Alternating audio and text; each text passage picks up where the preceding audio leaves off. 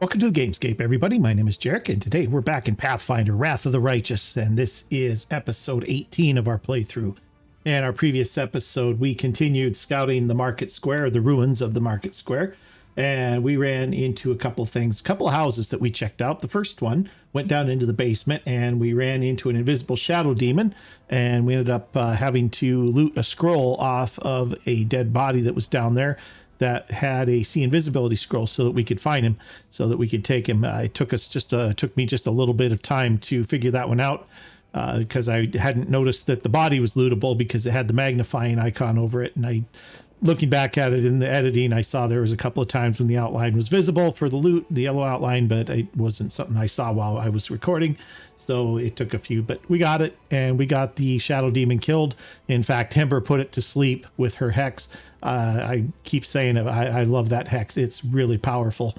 Sleep spell that doesn't have an upper limit on number of hit dice it affects is just incredibly good. Great crowd control spell. So anyway, we got that, and we managed to find a +2 composite longbow down there, which is now in Woljik's hands, and it's on a critical hit, it curses the target. After that, we went back out of that house. We were crossing through the market square, finished kind of exploring that northern area a little bit, and then headed back down to the south, and we're now in the southern area. We're in the house right now, so I can't show you on the map, but in the southern area, we kind of cleared the square around there too. And I think we've got everybody cleared out, and we had ended up inside this house that we're in now, where we ran into a Brimarak fire demon. And so we managed to get him too, but he did a number on us. Our whole party's in kind of bad shape because he was throwing fireballs and stuff around. And so it wasn't very good. We took a lot of damage in that. We had just rested too, so we're still full up on healing spells. I think we can get the party in decent shape without having to rest again. So we'll be doing that here in just one second. We did find in this house, we found a shard of a broken artifact, which is a holy symbol. And then we have also found a skill item that you can use it once per day to give a +5 skill bonus on anything. And so you have to use it and choose what skill you want, but that's one of the things that it's able to do. And so that's excellent. And so that's kind of where we are at this point. So we're in this house. We just finished in this house. The place is looted. I don't think we can do anything with the stairs here. So we're going to head on back outside.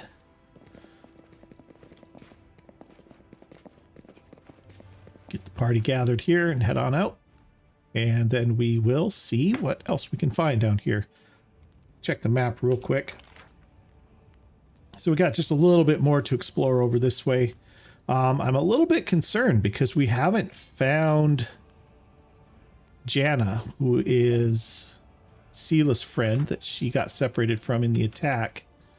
I mean, we're not completely done here yet. There's a little bit more to see here, but for the most part, I mean, we're kind of getting down to the end here.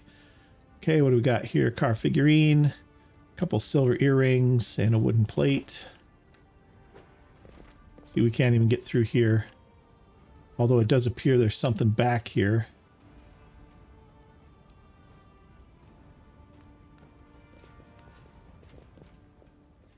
Can we get back over here? No, that's the southern edge of the map right there. And we couldn't get through here either. So, I mean, I think that's it for this, other than the fact that there's something here that we can't get to. So we're going to have to come back down here, I guess. See if we can find another way. But even then, it doesn't look like it, because this is all blocked off here too.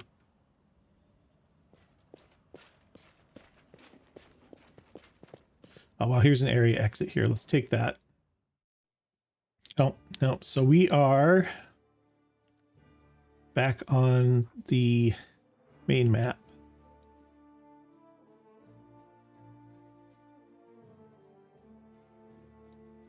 All right, well, so far our search for Jana has not borne any fruit, but we do still need to go to the library. So let's head that way.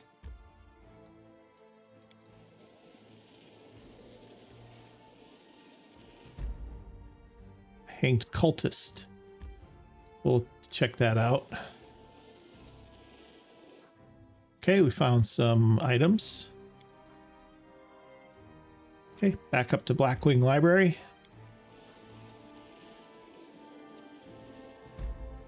Okay, we got a lost bag. Procure some reagents from there. No reason not to, right?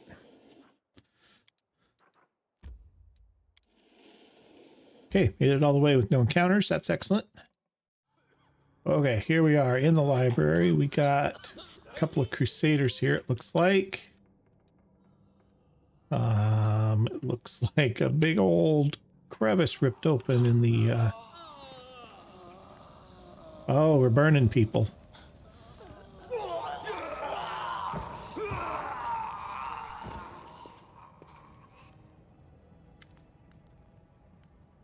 Okay, we're trying to find the Storyteller.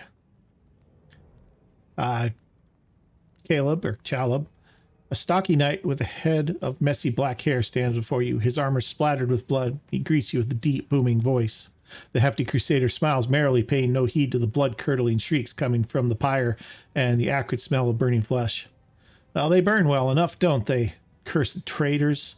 Arilu's minions. These vermin infiltrated the crusader forces and aided the demons from inside the city, but I caught them. I'm Captain Caleb Sazamal, and these men are my subordinates.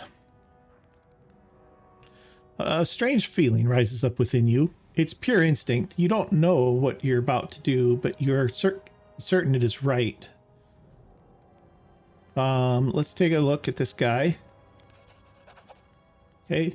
Caleb is talking too loudly, all while casting sidelong looks at you. You have seen similar behavioral quirks before in liars. Okay. Let's see if we can see anything about his armor here. Okay, failed that. After carefully studying the Crusader's armor, you can say with certainty that they aren't fakes. These men are real Crusaders. What happened to the library here? Demons showed up and carried everything off. I wasn't here to see it myself. I was fighting in the square, but these filthy traitors told me everything. My fists made them quite chatty. So what, you tortured them? Do you think those methods are worthy of a Crusader? Under ordinary circumstances, no, but look around. The city's burning. Now's not the time for squeamishness. Who are you punishing? Warrior howls like a wild animal. Look around you. The city is burning in burning ruins. So many innocent lives lost, and all because of abominations like these here. Cultists, heretics, and spies slipping into our ranks, carrying out the orders of their brutal masters, and preparing a heinous death for all of us. They want to give us over to the demons, just like Arilu did with Sarkorsis. They deserve to feel the flames licking at their legs. You come up with nasty words to use against people. You call them heretics, cultists, spies, so you don't have to call them people. Good people just like you. You'd feel bad for doing this to people, but not to heretics. Without those words, you wouldn't be able to burn them. It's good insight, Ember. I don't know about this. Oh, we've got a feeling that this guy might be with Baphomet. So we're tricking him, I suppose.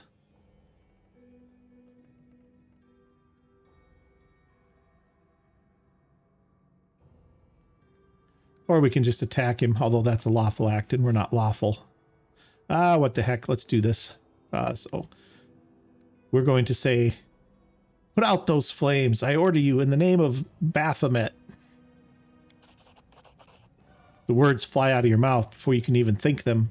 Some gut instinct told you this is precisely what needs to be said at the moment, and the words hit their target. The Crusaders jump in surprise and look at each other in terror.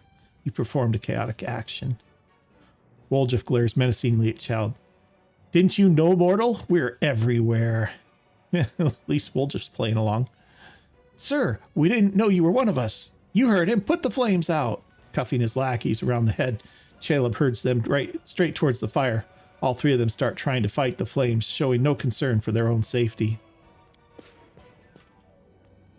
An inexplicable feeling of righteousness flows through you. You enjoy seeing the look of oafish terror on the faces of the Crusaders and his lackeys when you rebuke them for their fecklessness. Quickly, you worms. If you keep dawdling, I'll throw you into the furnace at the Grey Garrison. Caleb grunts in wordless terror and desperately fights in the flames. Every so often, he sends murderous looks at his associates, whom he has clearly already condemned to death. All right. Yeah, keep going here. Whoever doesn't pull his own weight is a dead man. I'll take the other two and Baphomet's forces.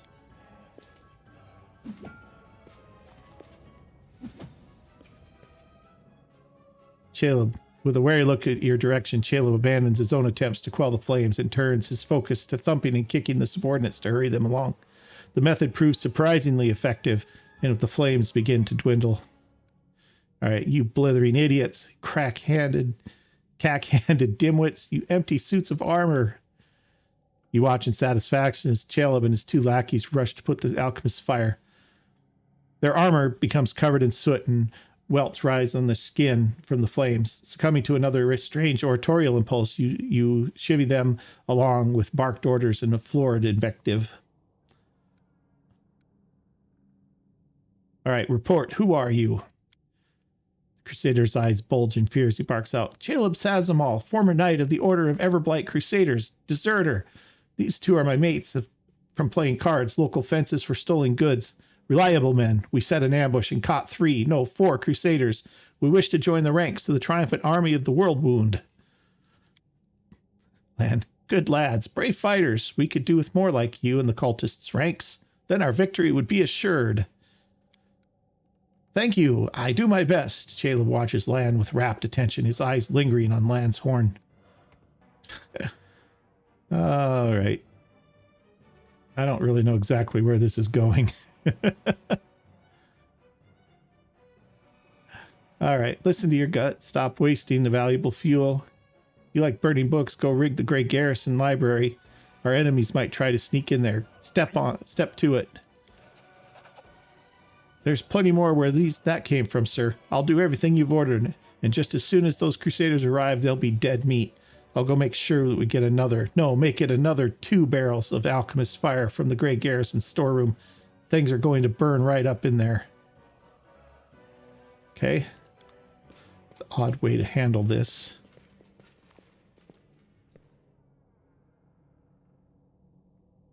What? Oh, Storyteller. Blind elf stands before you. He looks extremely strange. His face wears its years heavily, which is unusual for members of his race. Thinning gray hair, ragged beard, sightless milky eyes, pale papery skin, covered in age spots, a spine curved by the passage of time. This is not how the elves typically age. The youth that graces the faces of elves, even on their deathbed, is totally abandoned this decrepit specimen. Camellia says, that is an elf with a beard. I guess the worst can be found even among the best. The old elf holds out his hand in your direction in the perennial gesture of the blind, greeting you with an unexpectedly strong and calm voice. Hello, I am Storyteller, and I wish to thank my rescuers. That is you, if I am not mistaken. Storyteller? Ha! That's the first I've ever heard of a venerable old-timer like that having a street name.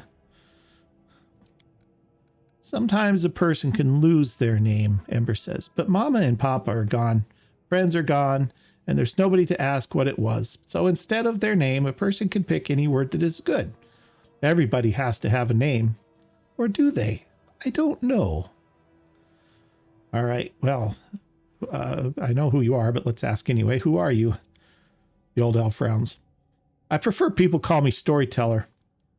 It very accurately describes the sphere of my occupations and interests. In most of the places I have been, I am known by that name. When I was little, my mother and father used to tell me stories, but I have no one to tell me stories now. Sometimes Grandma does in my dreams, but I always forget them in the morning. Can you tell me a story? The corners of the blind elf's mouth slowly creep upward. For you, I may have a story to tell, but perhaps it is you that has a story for me. So how come you didn't burn in the fire? To tell the truth, I myself do not know. I felt the heat. It was so strong. I waited for the pain, the burning, but I was unscathed. but the smoke nearly did finish me off. It may be some form of magical protection against fire, but I don't know by what means I may have acquired it. Just another oddity for my collection of the inexplicable. Gloom steals across the storyteller's pensive face. All right, so I want to talk to you about something. The old elf responds with dignity and courtesy, but firmly. In thanks for my rescue, I of course will render you a service in turn, whatever it may be. However, at this moment, I wish to be somewhere safer than the present surroundings. My recent adventures have fatigued me greatly. I would be grateful if you could help me to find safe shelter of some kind. The stubborn set of the elf's mouth tells you that he won't change his mind. Typical. You do someone a good turn, and instead of saying thank you, they just ask for more help. Come on now, Wolfjiff, don't be so bitter. Sela says, go easy on the old elf. He's had a rough go of it. Yeah, because we've had it so easy. Finian the Talking Weapon says, we cannot help him. If it was up to me, Grandfather Elf, I'd throw you over my shoulder and carry you out. We can't not help him, sorry. If it were up to me, Grandfather Elf, I'd throw you over my shoulder and carry you out of here. This is no place for old folks. Good to hear you make your appearance there, Finian. All right, let's head to the Defender's Heart. Please accept my sincere thanks once again, and if I may, please don't rush. I will struggle to keep up with your young legs. Okay, yes, I do want to go to the Defender's Heart now. Okay, here we are back in the Defender's Heart. Having a look around.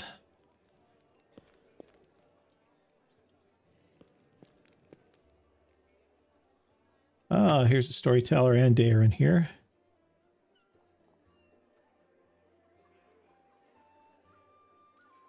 Staunton Vane is still here. Of course, everybody's still here, of course. No reason why they wouldn't be. Okay, where do we go first? Anything new with Camellia? Nope. All right.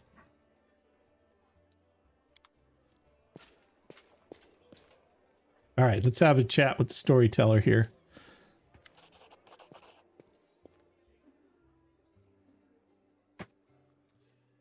The blind elf looks better than he did in your last encounter. His clothes are clean, and his pale face has some color. The elf turns to you and listens closely. Is that you, my savior? I recognize your footsteps, determined footsteps befitting a determined person. Allow me to thank you again for saving me. Please accept this humble gift as a token of my appreciation. The elf hands you a small black ring with 2 scarlet runes on it. Okay, so we got a new ring there. Earbeth has explained why you were looking for me. I warned the authorities of Canabras that the local wardstone had been desecrated. They waved off my warning and paid for their inaction. I have examined many wardstones, but only in the one guarding Canabras did I sense a flaw. A spot of corruption inside, a vulnerability the demons will surely use. They are able to spread the blight inside the wardstone, corrupt it, and make it their weapon. It frightens me to think what it will be capable of. The wardstone must be destroyed.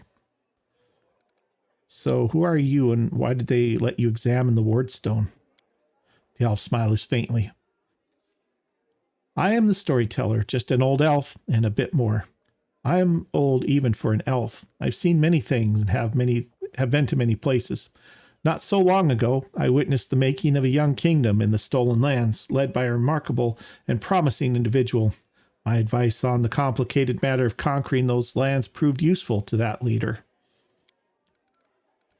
This is not uncommon for me. Some seek my advice or services, and I don't refuse. This is how I acquired my reputation as an old vagrant who's never hurt anyone, stayed out of other squabbles, but sometimes gave good advice. I had a few friends in Eurozin who vouched for my integrity. This is why my humble request to be allowed to see the wardstone was granted. I visited all of them, but only found cause for alarm in Canabras. So you wield some magical power or some instinct? Storyteller chuckles.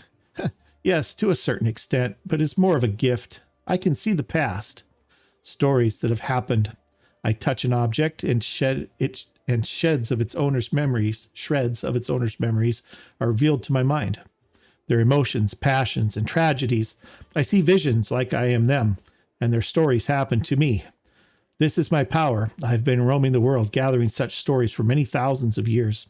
One day, I will gather them all. What blight is concealed in the wardstone? I am afraid I don't have an answer for you that question. To understand the nature of this blight, we need to understand how the wardstone was created, and that is hidden from me. I can only guess. Have you heard of the Red Morning Massacre? A dreadful morning remembered with fear even by those not yet born at the time. A demoness called Minago invaded the city with a crowd of her followers and started to do what demons do best, kill and desecrate. They say they covered the wardstone with pieces of dead bodies, splashed it with blood from top to bottom. Could such an abomination darken the radiance of the gift of Iomade herself? The locals think this is impossible, but who knows? It was not the last attack. Many demon leaders brought their unholy forces here, even the terrifying Baylor Karamzada. Their attacks were rebuffed, but they still reached their target. I think this is when the seed of corruption was planted in the stone. It wouldn't have grown on its own, but Tiscari himself has now come to take advantage of this weakness, to open the abscess that has been festering for years, unnoticed by the people of Canabras. And when the demon lord struck the blow, the weakened stone gave in. Now it's in the demon hands, and nothing stopping them from spreading the blight throughout the entire stone, and from it to the other stones along the whole perimeter of the world wound. So why did you travel to the wardstones? I tried to see their stories. The visions I had when I touched the wardstones were unclear. I saw hundreds, maybe thousands of different stories at the same time. They followed each other like flashes of lightning. It was impossible to separate them. I couldn't understand where one of them ended and the next began. All right, I have heard you, Storyteller. In that case, you must make every possible effort to destroy the corruption. Unfortunately, I don't know where to get an instrument powerful enough to banish it from the wardstone. As far as I know, there's nothing like it in Canabras, but the demons might have something. I heard the dying roar of Terendelev in the Silver Dragon, the protector of the city. And at the same time, I felt a wave of unfamiliar power sweep over me from head to toe. I would advise you go to where Terendelev perished and search there for something. I'm sorry I can't be more specific, but intuition and a strange sense of rightness tell me to be patient. Tell me to point you there. So I found this in the square where Terendelev perished. What do you make of this? Storyteller reaches out and says softly, even from here, I can feel strange energies emanating from this object. If you don't mind, I will examine it using my method. I will try to see the past of its owner, their emotions, and shreds of their memories. Maybe it'll help us better understand what we're dealing with. The storyteller touches the knife, his fingers clamping around the hilt with a hungry, masterful grip. His face contorts in an evil grimace, his voice disgustingly raspy. Hunger. My many legs bring me into the lair, to my mother's feasting hall. Her swollen body, overfilled with blood, is so huge that I have to look at it with all my eyes at once. On top of her scrawny little head, with a long beak that is always yearning for more food. You feel feverish in your chest. Where the mysterious wound is concealed feels hot. Your mind is flooded with a wave of visions that repeat the words of the old elf. Storyteller says, Mother greets me with a placid screech. Stupid, greedy wretch, whose only achievement is my birth, a creeping, wingless creature. It's your fault I have no wings. A symbol of greatness, a birthright I should have received from my mighty father. Mother points me to a crowd of whimpering subjects, suggesting I fortify myself with their pathetic flesh. Not today. I summon my spawn and they fly to me, enveloping me in a teeming cloud. Like dark buzzing wings, they unfold behind my back and lift me up. Mother has always been stronger, but she did not expect this. I dive on her and rip her limp, bloated body with my claws. Ichor splatters. The bone spurs on my heels sink into her flesh. I clench her pitiful, tiny head and tear it off along with the shreds of meat. Victory! I am the strongest. I am the son of my winged father. The elf grimaces with distaste. His voice becomes normal again. Appalling. Stories like that are most difficult ones to keep with me. So did this knife belong to a demon? Storyteller opens his mouth to answer, but a sudden spasm crosses his face. A new vision, a much stronger one, engulfs the old elf. The malevolent undertones vanish from his voice as it grows more determined and tired. Even looking at the wardstone is difficult. Despite the corruption nesting in it, it still has an aura of strength. Your fingers clench the stone hilt so tight it hurts. A little spot on the flawless surface of the wardstone draws your attention. It looks like a butterfly. Corruption in the guise of something utterly harmless. But it will grow. You swing and stab the butterfly with the knife as hard as you can. Your fingers cramp painfully. A howl invades your ears. Light. White light everywhere. The stone knife falls from the elf's hand. Out of breath, he drops to his knees. He's trembling in terror He's trembling, the terror on his face, so unlike his usual dignified manner. What was that? That was not the past. That was something that is yet to happen, or rather might happen. One of the roads to the future, one of the possible futures. This item will help you cleanse the wardstone or destroy it. You feel the longing to take the stone chisel and plunge it into your chest, right into the wound that has opened up in it. It's hard to resist this feeling, but at the last moment, your self-preservation instinct takes over, and you manage to keep control of your own hands. The old man stands up. He looks completely stunned.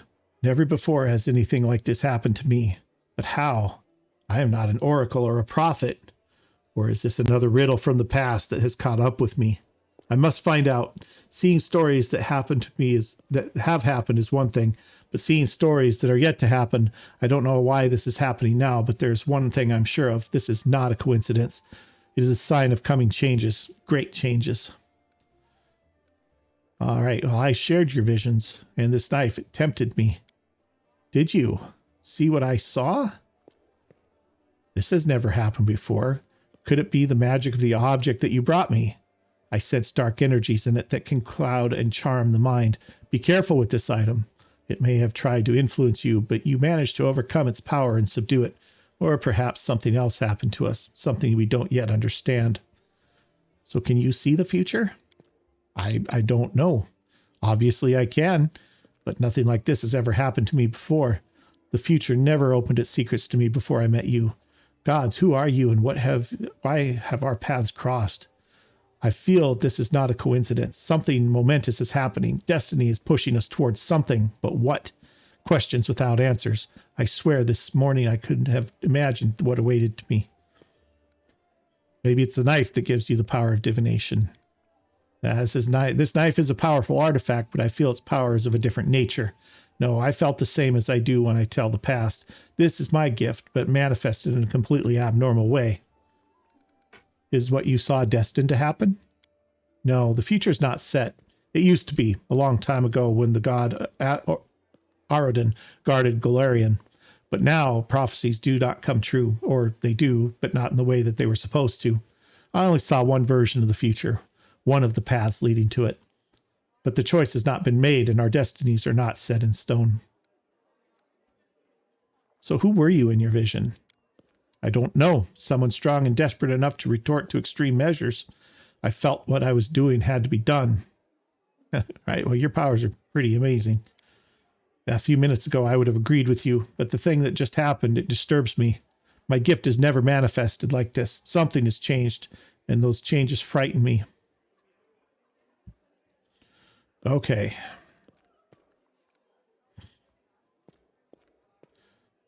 All right, well, can you take a look at the rest of these items? Maybe something else has a story. Storyteller nods politely. Let me touch them and I'll tell you what I can see. The old elf carefully takes Yaniel's sword Radiance. Powerful forces lie dormant in this sword. It used to belong to an incredibly bright and daring soul. Storyteller's hand touches Finian. What a peculiar weapon. I sense intelligence in it, but it seems dented. Finian, the talking weapon. Ha ha ha ha, Grandpa Elf, watch where you're poking your fingers. It tickles. Storyteller. Storyteller fiddles with a fragment of a gold buckle. An old thing created long ago by divine will, but the power that gave birth to it is lost in the darkness. However, the relic still lives on, although it has changed. I wonder what its secret it's holding.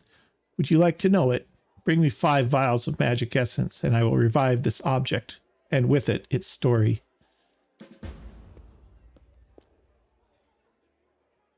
The elf looks at you with unusual impatience. Shall we? Okay. Let's talk about the relic, because we already have the magic essence. Oh, no, we don't. Can't do that one. Okay. All right, well, tell me about the knife. Storyteller touches the knife, his fingers clamping around the hilt with hungry, masterful grip. We already read all this.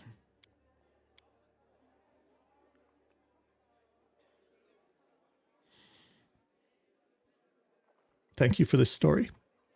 All right, so we have seen all of these, I think. Ah, this is new. Storyteller touches the blade with his finger. Sadness rings in its voice. Dresden is doomed. Demons attacked right when we lost the protection of the Sword of Valor. My city, my bastion of hope. We built you as a symbol that the lands mutilated by the abyss could still be restored to mortals. Now you are perishing and there's nothing I can do. We retreat. No, we flee. A frightened crowd rushes out into the night through the southern gate.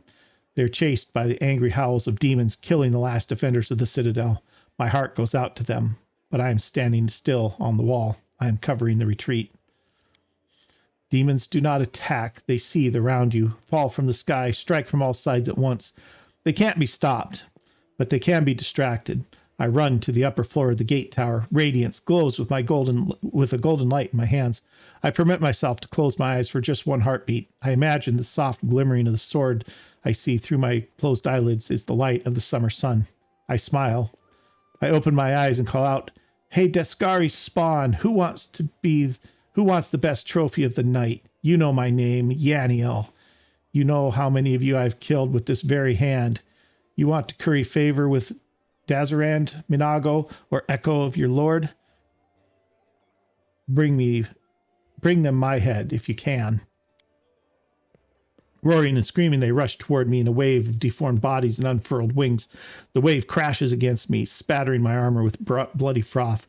Broken wings and chopped up bodies plummet to the foot of the tower. In the heat of battle, I see Joran's pale face down there. He looks up at me in desperation, but he can't help. He's carrying 2 wounded on his shoulders. My city will fall, but my friends will survive. This is what I am fighting for. I am covering the retreat. The flow of fleeing people gradually dwindles. My armor is broken in many places, and I cannot heal my wounds anymore. The last demon I stabbed with radiance suddenly recoils, tearing the handle out of my blood-slicked hands. He flies up, but falls somewhere far behind the walls by the road being taken by those fleeing.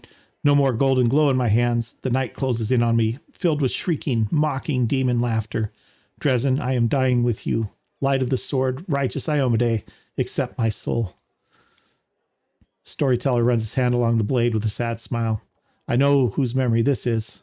I've heard about her so many times. Yaniel was a true crusader. Touching her memories is so cleansing. You see the future of this sword? Just one of the numerous possibilities. The blind elf touches the sword hilt and metal rings in its voice. I slide out of the sheath swiftly. I proudly watch the army of warriors led by my lord. I sing, slashing the air, putting courage to their hearts. I am radiance. Tremble, city of Dresden. My lady Yaniel has perished, but I am not done yet. Charge! Storyteller returns the sword to you. It's nice to know that this sword's glory days are not over. It has many battles ahead. Take care of it. It is glorious. It is a glorious sword. All right, well, let's have him take a look at Finian here. Finian, the talking weapon, says, "Hello, Grandpa Elf." Storyteller carefully takes Finian from your hands. "Hello, Finian." He closes his eyes and takes a deep breath. His face contorts into a painful grimace. I'm coming to again. How long have I been here? They kept me in a cage for 3 days. I know this because 3 times the light under the door disappeared for a long time. Then they chained me to the table, and the bladesmith, everyone calls him the bladesmith, he placed a device with a jar over me. It feels like I'm being fried. At first, I tried to break free, but I got tired. Then I screamed. But now I've lost my voice, though the pain is burning right through me. Storyteller stops. His voice changes, becoming more frightened. I think I lost consciousness again, but when I woke up, the pain was gone, and I wasn't tied to the table anymore. I was standing near it, and someone else was lying on the table, a burned corpse covered with black crust.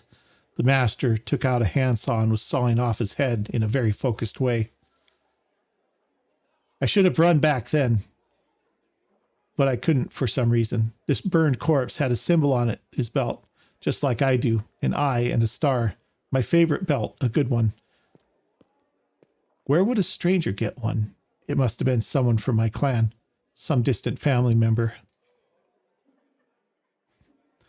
The storyteller stops. When he speaks again, you hear only a muffled whisper. Those crusaders.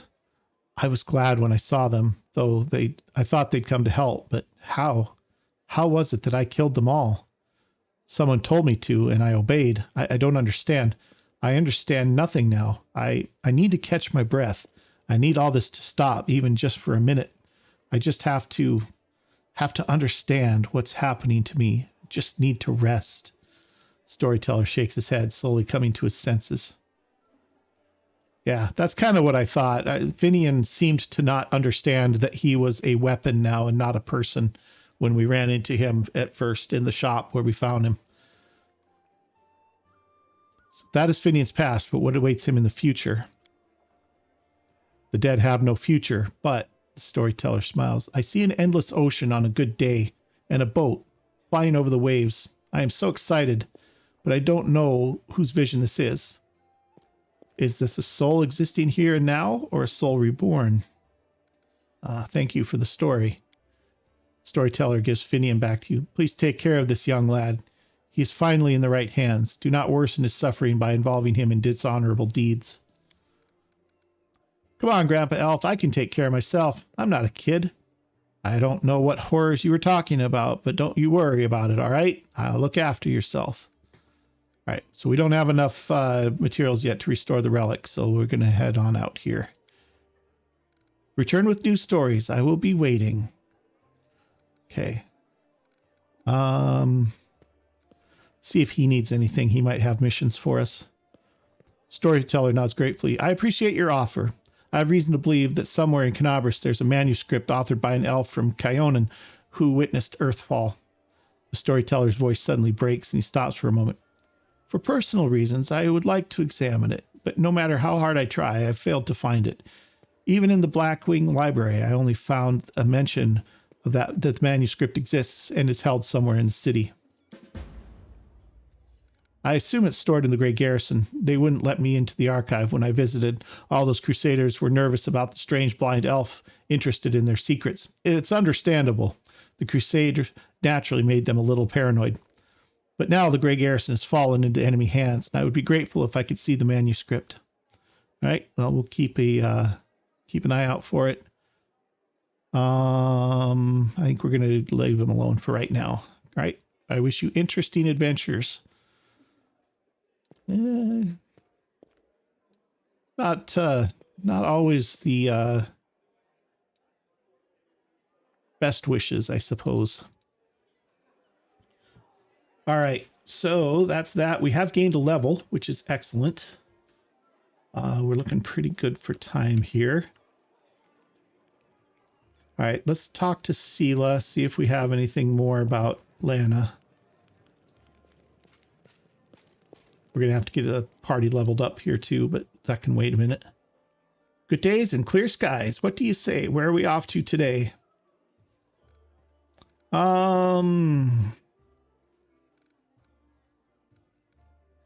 I may have missed something. I'm going to click back through this real quick here. Everybody's worried about our fighters. I understand that. Wanted to look for Jana myself, so I didn't distract you, but since you're in this too, could use some help. Met in Canabras. Went drinking together.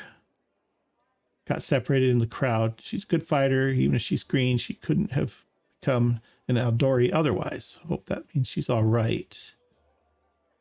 Should start looking from the main square. That's where I last saw her. So, yeah, I didn't see anything. So we might have to go back. All right. Let's talk to Gemmel here. See if we can sell off some stuff. Okay, so let's do some bulk selling. I'm not giving away any magic essence or anything, right? Looks good. We don't need the clubs. Probably not going to use this. Oh, it's good though. Oof. It's only a D6 plus 1 damage, but it's plus 1 cold iron.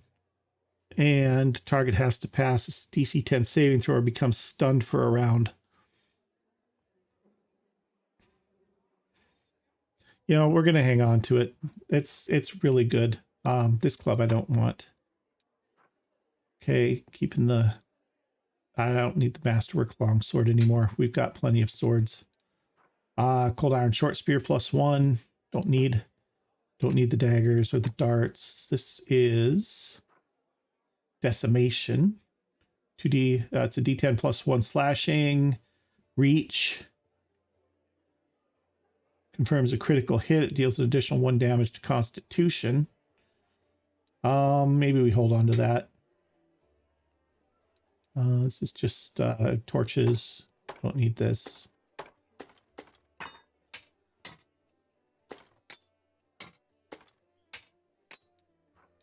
This is the short bow code. 1600. We don't need a short bow. We'll sell it. I want to hold on to that because that one's interesting.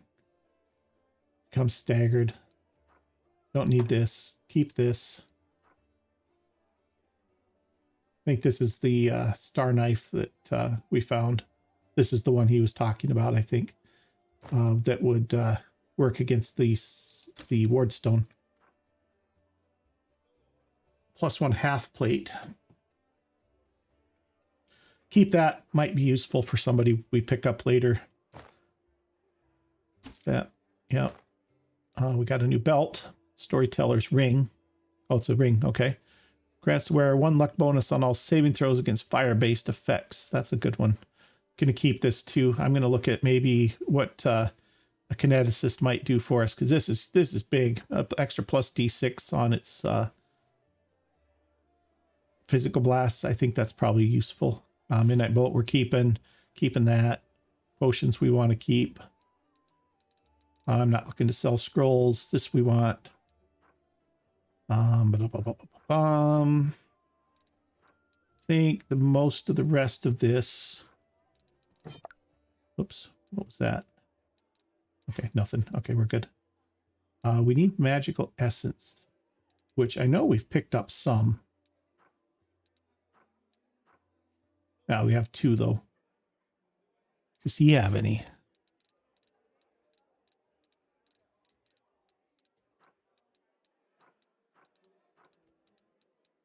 Oh, this is going to take all day. Magic essence. This is all stuff that we've sold him.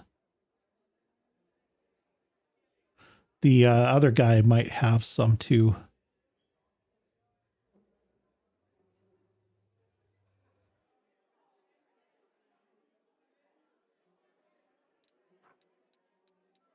I don't see anything here. Yeah. All right.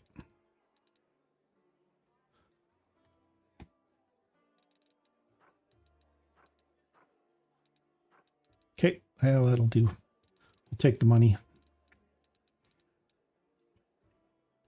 Take the money. Let's check this other guy, see if he's got magic essence.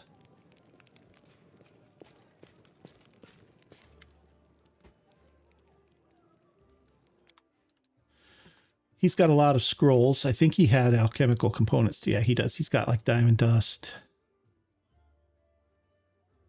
meta magic wand, lots and lots and lots of scrolls.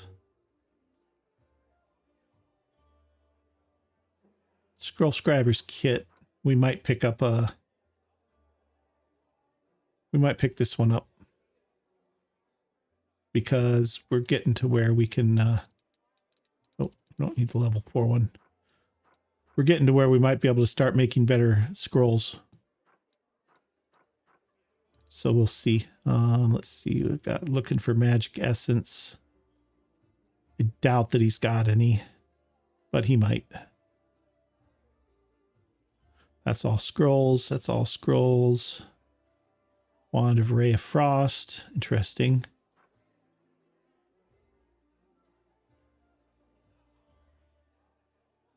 It's not that much. We might grab it. Give that to Woljik. Give him another ranged option, potentially.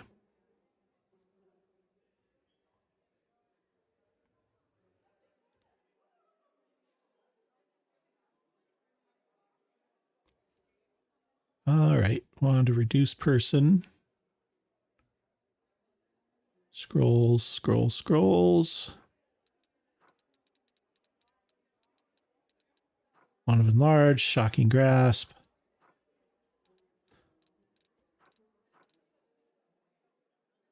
Well, that's a lot of scrolls.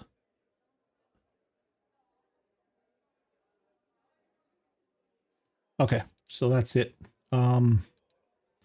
That's fine. We'll take that.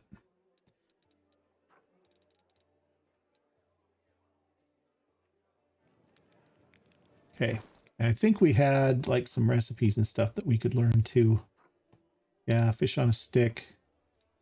Copy the recipe. Copy this one too.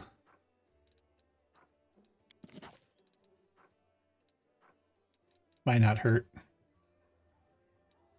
All right. This is what we picked up in the Tower of Estrad, the guy who chewed up the letter. A wad of crumpled pieces of paper with visible bite marks and traces of saliva. The writing is blurred and indistinct. Most of the words are completely illegible, but some fragments still intact. Carefully pack up the relics and valuable magic items and hand them over to the same courier that I brought you brought you my potions. Later, I may carve out some time away from my scientific research to sift through the detritus that you managed to steal from the Crusaders. I might as well not bother, since your finds will almost certainly be of no use to me, unless I find myself in dire need of a paperweight. Still, this mission keeps you occupied and gives me an invaluable opportunity to work without you sticking your nose into my experiments. I once again remind you that it's absolutely essential to store the potions in safe places, sealed with corresponding protective runes. Should these safety measures not be taken, the demons will drink all your stash dry in no time at all, and your master will order me to spend 3 more days in the cauldron making a new batch. Believe it or not, I have many other important matters to attend to. Okay. So that's fine. Okay. So that is that. Sorry, guys. All right. So we are going to talk to Lan because we haven't talked to Lan yet. So I'd like to know more about you. Let me guess. Your first question is, can you wear a hat with your one horn? Am I right? Funny. You speak common much better than the rest of your tribe.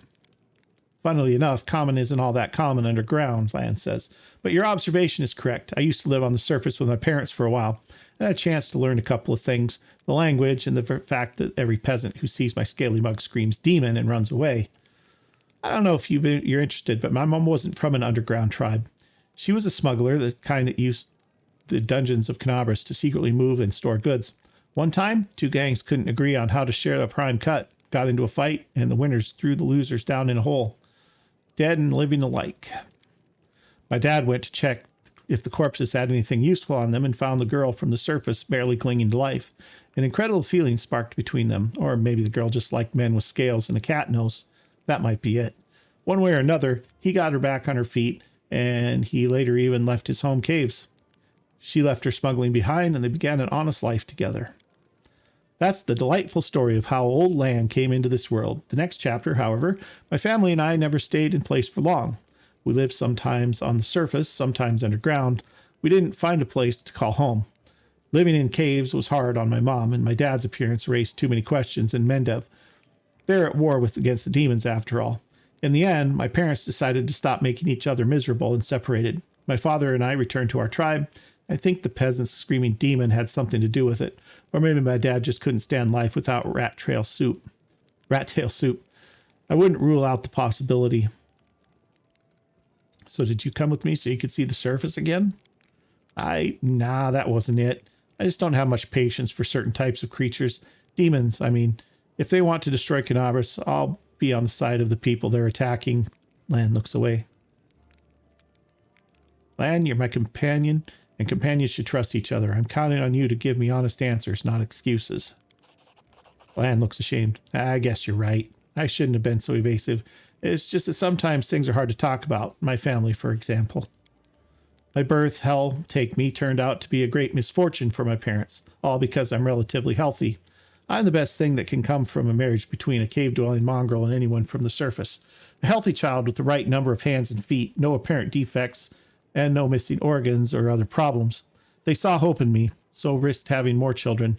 They thought it would somehow be all right. A growl edges into Lan's voice. I could have had 4 brothers. The first was born 2 years after me. He died 3 years later. He didn't have a nose, nothing even remotely resembling one. He could only breathe through his mouth. Mom and Dad were afraid to take their eyes off him for fear he'd choke and suffocate on something. But in the end, it was a weak heart that killed him. Then there was another pregnancy and birth. I pretended I was sleeping, but snuck out of my bedroom and listened under the door. All those hours, it was very strange. I never heard the newborn screaming. Mom moaning? Yes. The priest praying. Then I dared open the door a little and looked inside. The priest stood there very pale. One of them was holding something, a small object that fit in his palm. He asked, "Do you know what this is?" And the other said, "I think it's a head." Lan stops. Ooh.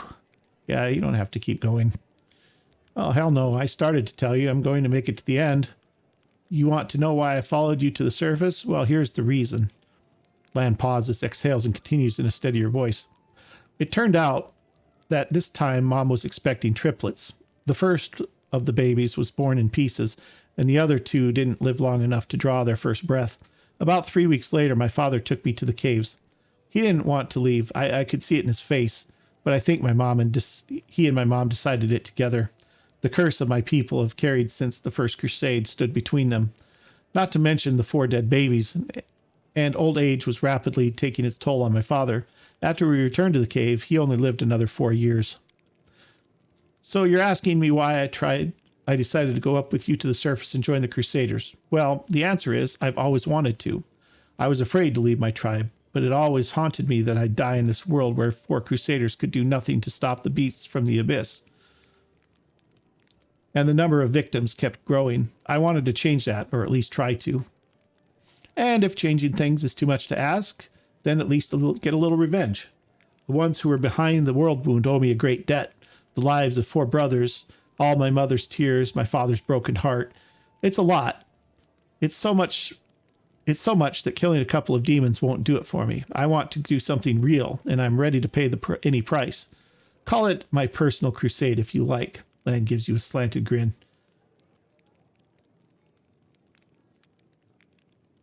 I used to think that things would be better if I never been born, but now I think I was born for this, to settle the score. So why didn't you come up and join the Crusaders before? I couldn't just abandon my tribe. I'm their best hunter.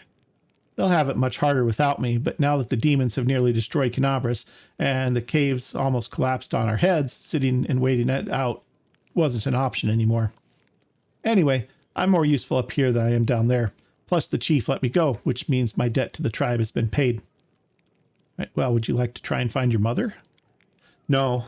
The word flies from Lan's mouth faster than an arrow. Then after a pause, he continues, I don't want to meet her. Not because I feel any resentment. It's just that she's a half-elf. She barely got her first gray hair, and I'll be a ramshackle old man. She buried enough children. There's no need to make her witness the death of another one. I hope you understand. Yeah, I'm sorry, man. Really. And smiles, this time sadly. Well, then I am very lucky. I met someone who's not only helped me choose the right path, but is happy to listen to my whining. Yeah, your parents' love didn't survive hardship, but that doesn't mean the same thing will happen to you. What if you find true love, someone who won't leave you no matter what?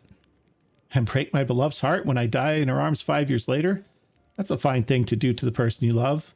Then again, there's a chance I'll inspire some tragic bard or write a tearful ballad. All right, thanks, Lan. Thanks for listening.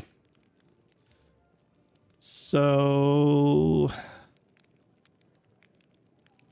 no. No, I'm not going to ask him if he can wear a hat. All right, that's enough for now. All right. And I think, guys, that we're going to leave it there, having learned a little bit more about some of our companions and learned some more about some of the items that we're carrying. And I think we are going to cut it. I am going to do a little bit of looking at what our options are for leveling up the party between this episode and the next. And by the time we get to the next episode, I should be ready to do that and hopefully have some good choices to make. But that is going to be for next time. So if you've enjoyed this episode, do me a big favor and hit that like button. And if you haven't already, do me a favor and consider subscribing to my channel. And we'll see you guys in the next episode. Thanks for watching.